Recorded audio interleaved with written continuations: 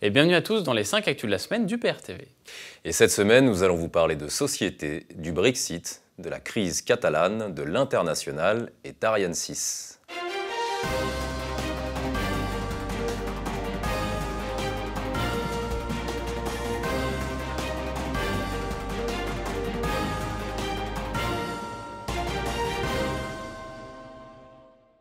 Et nous ouvrons ce journal sur la confrontation entre pompiers et forces de l'ordre. En effet, la section CRS du syndicat UNSA Police a présenté ses excuses sur Twitter dans la soirée du 15 octobre pour la gestion du maintien de l'ordre face aux pompiers qui manifestaient. Et il y a de quoi s'excuser. En effet, les consignes de Castaner et Macron visant à gazer des pompiers sont dignes d'un régime fasciste. Parmi les soldats du feu, l'un risque de perdre un œil, un autre s'est fait tirer dessus à bout portant par un LBD.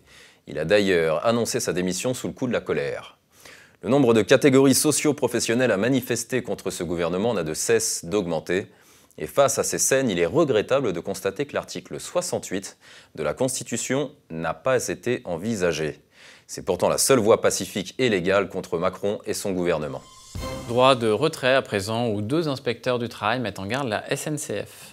En effet, 24 heures après les arrêts de rail en série de cheminots à la suite d'un accident intervenu à Saint-Pierre-de-Vence dans les Ardennes mercredi dernier, le Premier ministre a dénoncé un détournement du droit de retrait qui se serait transformé donc en droit de grève sauvage.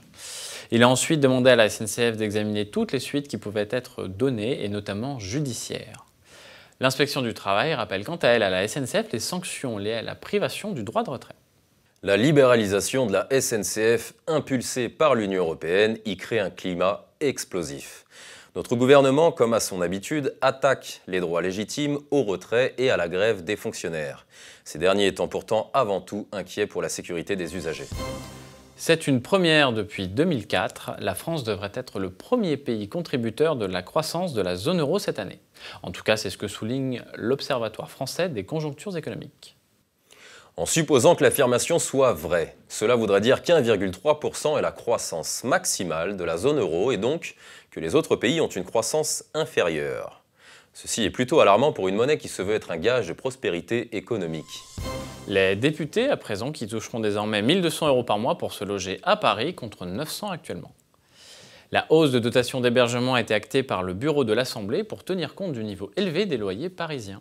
Et ce sont ces mêmes députés qui avaient voté une baisse des APL au nom de l'effort commun. La rémunération de Sylvie Goulard à la Banque de France s'élèvera à 292 215 € bruts par an, soit 24 351,25 € par mois. Sylvie Goulard avait été proposée comme commissaire européenne par Macron le jour même où elle avait été mise en examen pour détournement de fonds. Puis elle a été rejetée par les députés européens avant d'être recasée par Macron à la Banque de France.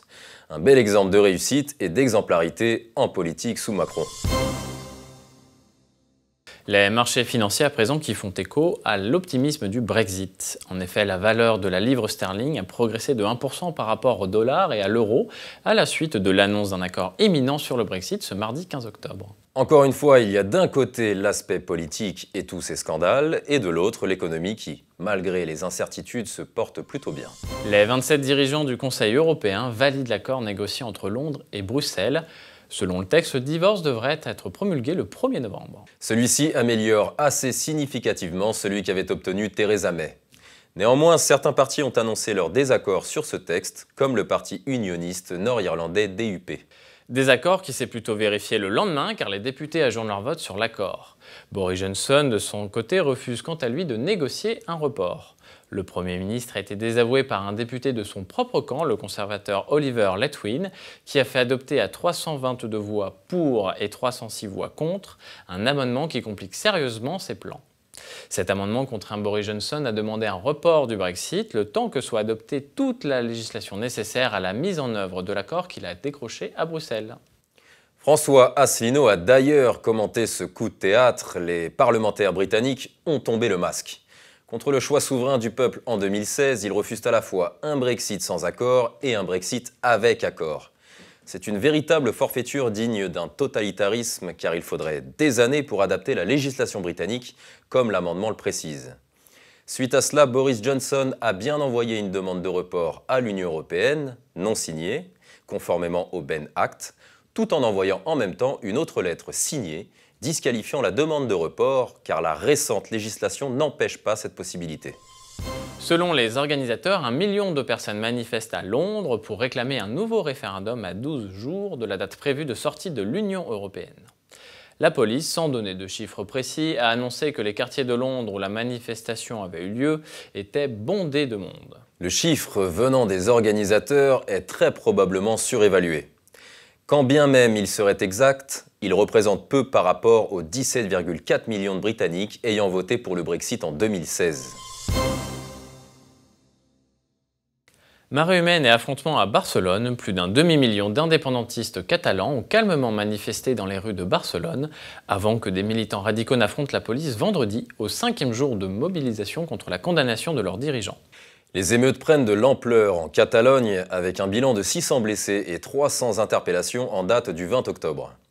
Comme l'a rappelé François Asselineau, ces émeutes sont la conséquence de la politique des euro-régions qui incite des régions d'États membres à devenir indépendantes dans le cadre de l'Union européenne, c'est-à-dire encore plus vulnérables aux directives de la mondialisation pilotées par l'oligarchie euro-atlantiste.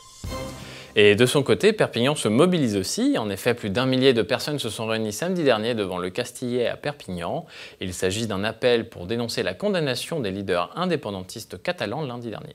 Voilà où conduit la passivité des autorités françaises qui ont laissé s'établir en France une antenne du mouvement indépendantiste catalan qui revendique aujourd'hui ouvertement le département des Pyrénées-Orientales sous le nom de Catalogne du Nord. Il faut bien comprendre que si cela avait lieu, les frontières françaises changeraient en se voyant amputées de ce bout de territoire. Il s'agit donc d'un démembrement du territoire de la République française en violation de l'article 1er de la Constitution qui se profile à l'horizon. Cela pourrait être le début d'une réaction en chaîne de mouvements indépendantistes et la fin de la France. Pour en savoir plus à ce sujet, vous pouvez visionner sur UPR TV la conférence sur les euro-régions qui explique très concrètement ce phénomène. Angela Merkel a souhaité jeudi que la contribution de l'Allemagne au budget de l'Union européenne soit rediscutée. Car selon elle, elle devrait augmenter de manière disproportionnée en raison du Brexit. Le Brexit fait sentir ses premiers effets. La facture devrait augmenter pour tout ce qui reste et l'Allemagne prépare déjà la défense de ses intérêts. La France à présent qui fait barrage à l'élargissement européen. Réunis le 15 octobre dernier à Luxembourg, les ministres des Affaires européennes n'ont pas donné leur feu vert à l'Albanie et à la Macédoine du Nord pour ouvrir les négociations nécessaires à leur adhésion à l'Union européenne.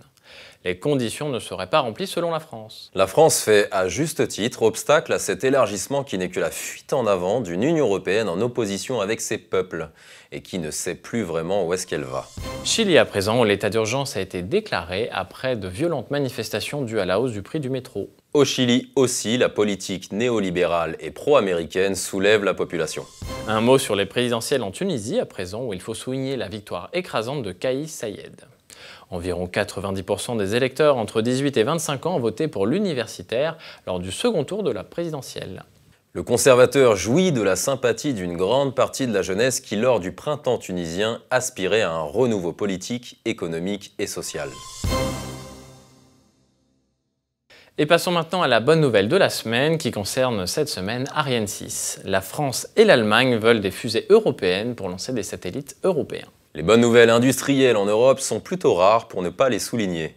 Rappelons toutefois qu'il n'y a pas besoin d'avoir l'Union européenne pour lancer des projets industriels communs avec d'autres pays, comme le démontre si bien Airbus. Et voilà, c'est tout pour cette édition. Nous vous disons à très bientôt pour une nouvelle vidéo. Et d'ici là, n'hésitez surtout pas à réagir à toutes ces nouvelles dans les commentaires.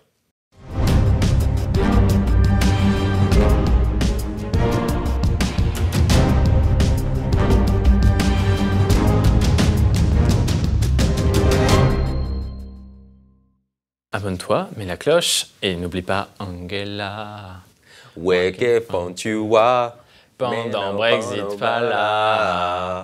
Angela.